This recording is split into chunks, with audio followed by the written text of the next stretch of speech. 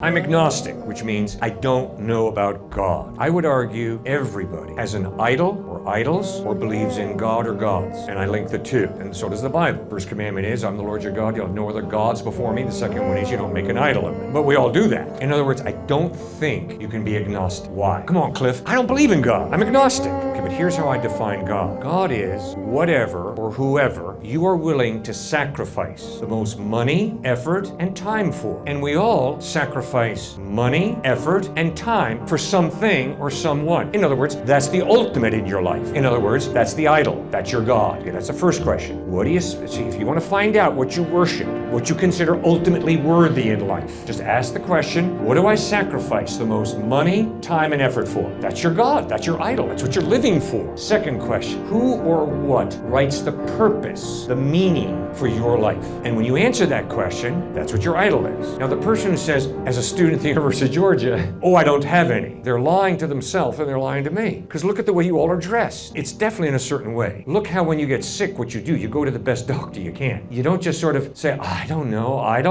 No. You have a purpose, some type of meaning in life. That's why you're here as a student at this fine university. Something motivating. Okay, so just ask the question, who or what writes the purpose, the meaning of my life? And for some of us, it might be to get a good education. But I think the majority of us are going to have to acknowledge, and the reason I really am driven to get a good education is money. I want more money. Okay, so that's your idol. That's your God, money. Third question, what really excites you? What really motivates you in life? What really inspires you? What are you awestruck by? That's your idol. That's your God. And guess what? All of us have someone or something in life that inspires us, motivates us, that we're awestruck by. Well, that's your idol. That's your God. Fourth question, what sucks in your interest? What do you give your attention to most readily? That's your idol. That's your God. And we all have something. It could even be the University of Georgia football team, for crying out loud. I mean, think in some ways that's the biggest church in Athens, the football field, okay? So, and some of us just go absolutely crazy. Now, do I love football? Yes. Do I hope University of Georgia wins the national conference? National title? Yes, that'd be great. That'd be wonderful. But to worship football, to make that the ultimate thing that I'm awestruck by? Well, come on. But some do it. The fifth question that helps you understand what your idol, what your God is